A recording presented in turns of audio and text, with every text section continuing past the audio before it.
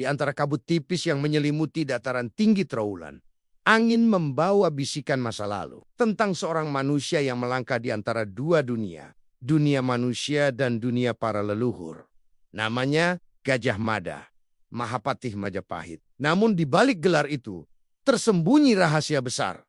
Ia bukan sekadar pemimpin, ia adalah penyatu jiwa Nusantara, pembawa sumpah yang menggetarkan langit dan bumi. Di masa ketika kerajaan-kerajaan di Nusantara saling berperang demi kekuasaan, Gajah Mada melihat bukan perbedaan, tapi potongan-potongan jiwa dari satu tubuh besar, Nusantara. Dan disinilah semuanya dimulai dengan satu sumpah yang mengguncang jagat raya. Malam itu, di tengah ruang suci Majapahit, Gajah Mada bermeditasi di hadapan api suci. Dalam keheningan, ia mendengar suara yang bukan dari dunia manusia. Wahai Gajah Mada, penerus darah para penjaga bumi, waktumu telah tiba.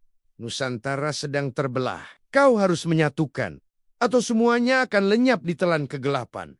Saat itu, Cakra Nusantara, sebuah energi purba yang telah tertidur ribuan tahun, membangkit dalam dirinya.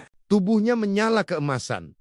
Urat nadinya bercahaya seperti aliran sungai api. Ia melihat bayangan masa depan, perpecahan, penjajahan, kehilangan jati diri. Dan dari sanalah lahir sumpah yang tak pernah mati.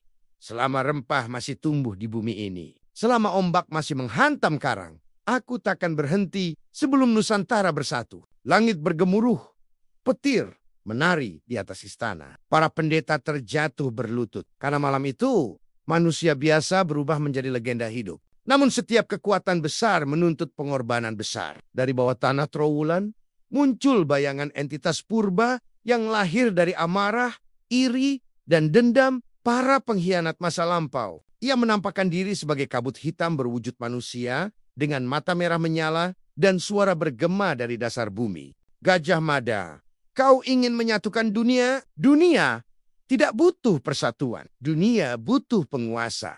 Pertarungan pun akhirnya pecah. Cakra Nusantara melawan kabut abadi. Setiap langkah Gajah Mada meninggalkan jejak api di tanah Trowulan. Kabut hitam menelan istana. Dan dalam sekejap, waktu seakan berhenti. Dengan keris pusaka Cakra Geni, Gajah Mada membelah udara dan mengunci roh kegelapan ke dalam segel batu, yang kini dikenal sebagai Batu Palapa.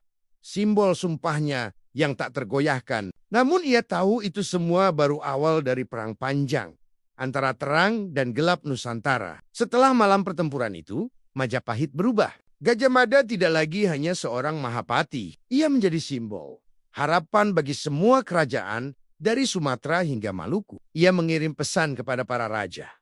Bukan untuk menaklukkan, tapi untuk menyatukan. Bukan untuk menguasai, tapi untuk menjaga. Dan satu persatu, kerajaan mulai tunduk bukan karena takut, tapi karena mereka merasakan getaran sumpah yang sama, getaran cinta terhadap bumi dan laut Nusantara. Namun dalam diam, Gajah Mada mulai berubah. Energi cakra Nusantara di dalam dirinya tumbuh terlalu besar untuk dikendalikan. Ia mulai mendengar bisikan dari masa depan tentang kehancuran Majapahit, tentang tanah yang akan dijajah oleh bangsa asing.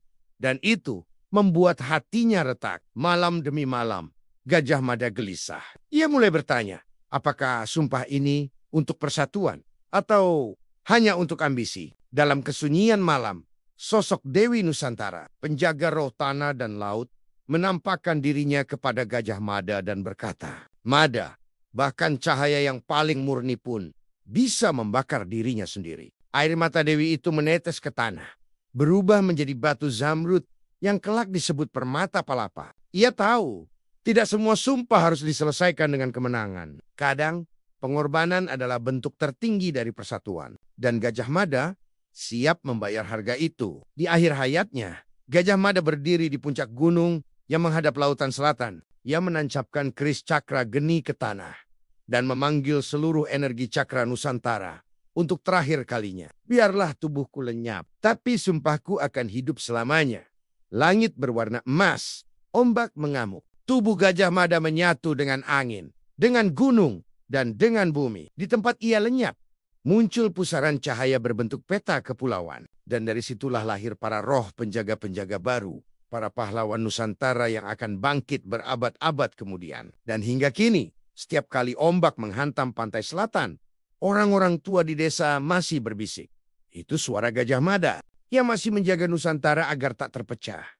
Sumpah Palapa bukan sekadar sejarah, tapi sumber kekuatan abadi Nusantara. Jangan lupa like dan subscribe channel ini untuk cerita tentang sejarah Nusantara lainnya. Karena masih banyak kisah sejarah lain yang menunggu untuk kita ungkap bersama.